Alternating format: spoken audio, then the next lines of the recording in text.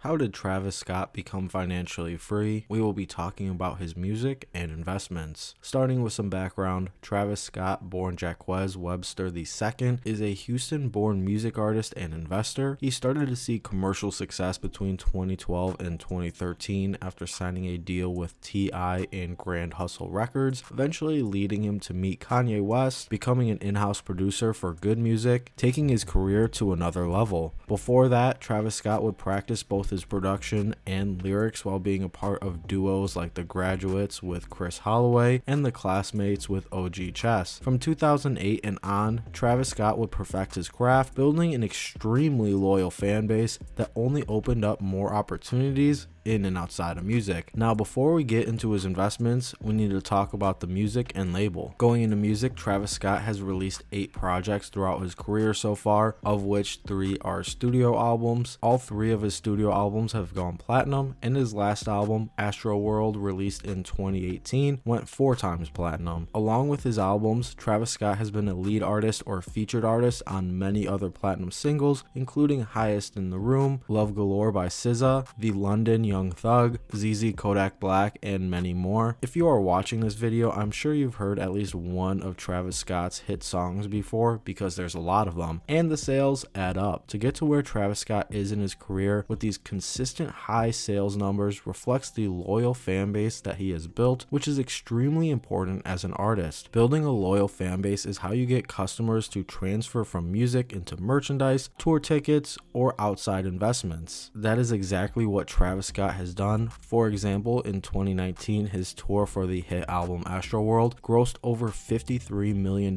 becoming that year's top hip-hop tour. If you are a music artist, think about these small steps you can take to make better connections with your fan base, turn your average listener into a buying listener. As for Travis Scott's label situation, I mentioned he originally signed to T.I.'s Grand Hustle Records, an imprint under Epic Records, in 2012, and is actually still on the label. The Astroworld album was believed to be the last album under Grand Hustle, but with a few singles released since then, they have all been under Grand Hustle and his personal label, Cactus Jack. Cactus Jack was launched in 2017 and has artists signed to it like Don Toliver and Sheck West. The label does have their own publishing division in Cactus Jack Publishing, which is super beneficial for collecting royalties back into the label's pockets to grow. For music, Travis Scott has reached superstar success that is reflected in consistent high album sales from fans that transfer over into other business ventures. That alone has brought in tens of millions for Travis Scott, and there is so much more earning potential with new music from him and others on the label, which the label is another massive opportunity for him. From the success that came in music, Travis Scott has been able to use that to build his investments. Back in August of 2022, Travis Scott became an investor into the sports betting app betr. Betr looks to bring micro betting to the forefront, allowing users to bet on every single moment, in their own words, getting instant gratification all throughout the viewed games. The company was just launched in August with Jake Paul as one of the founders, looking to capitalize on his personal success. This is a good investment for Travis Scott as online sports betting is a rapidly growing industry with more states easing up on restrictions, and betr looks to improve on traditional bets through micro bets. Since the company was just launched, we will have to wait and see how this pays out. Throughout Travis Scott's career, he has consistently found ways to donate money to important causes, but more recently, he invested $5 million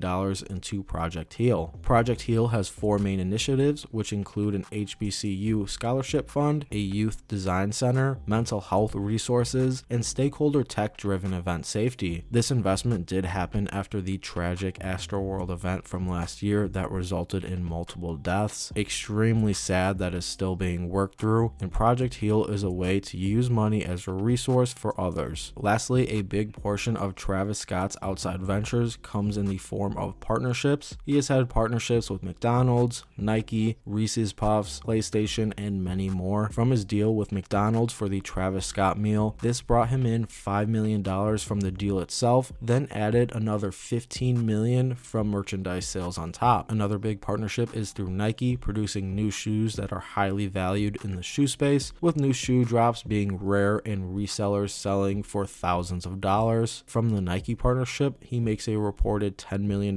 per year. What is important to take away from partnerships is that Travis Scott has a massive brand image, so when a company partners with him, they know he will bring sales in from his name being attached. That circles back to customer or fan loyalty, where a music fan will transfer over into other business ventures, ready to purchase the new Travis Scott product. As you can tell, having a loyal fan base has been very impactful to Travis Scott's career and has kept him at the top of the music and business game. This leads me to the question, what is next for Travis Scott? As for music, he has his highly anticipated 4th studio album on the way, Utopia, which has been teased for a few years now. As of this video, he is only 31 years old, and I think there will be a lot more music from him after that as well, continuing to grow out his Cactus Jack label. For investments, I think we will see more investments into startups similar to the micro betting company betr. I also think we will see him invest in more established companies, keeping his portfolio diverse. A big play for him is through brand partnerships, so partnerships like Nike is here to stay, but new ones will come his way, creating more cross promotion with the Travis Scott brand. What is next for Travis Scott? Capitalizing on the brand loyalty he has built from his career into new business ventures. In summary, Travis Scott became a staple in the music industry after consistently releasing quality, top of the charts music, building a loyal fan base along the way. With all 3 studio albums going platinum, there is high expectations for his 4th album, Utopia, that we will have to wait and see. When you build a strong brand name like Travis Scott did with himself, he opened almost unlimited opportunities because he knows his name sells, and from this came Travis Scott's success in both music and business, keeping him financially free. And that is how Travis Scott became financially free. I hope you found this video informational. If you did, please leave a like and subscribe, as well as let me know who I should talk about next. Thank you for watching. Have a great day.